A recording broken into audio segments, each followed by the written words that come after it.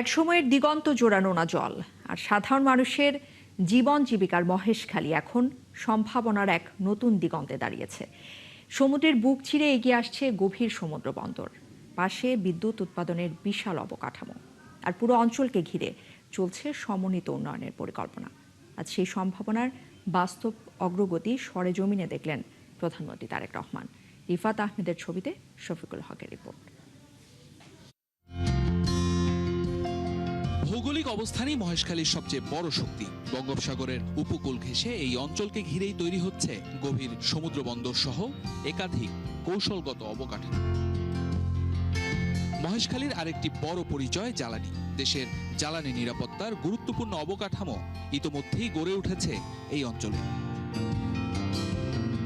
ভবিষ্যতে এই অঞ্চল দেশের অর্থনীতিতে কি ভূমিকা রাখতে পারে, সম্ভাবনাগুলো কতটা বাস্তব, কোথায় অগ্রগতি, কোথায় আরও গতি প্রয়োজন, সেটি সরজমিনে দেখতে প্রধানমন্ত্রী তারেক রহমানের এই সফর।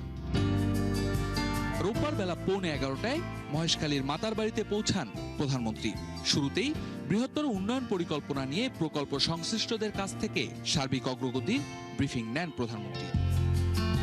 এরপর 1200 মেগাওয়াট মাতারবাড়ি বিদ্যুৎ কেন্দ্রের বিভিন্ন স্থাপনা ঘুরে দেখেন সরকার প্রধান, যেখানে গুরুত্ব পায় জ্বালানি সক্ষমতার পাশাপাশি শিল্প ও অর্থনৈতিক কর্মকাণ্ডের সঙ্গে এই অবকাঠামোর সমন্বয়ের বিষয়টিও।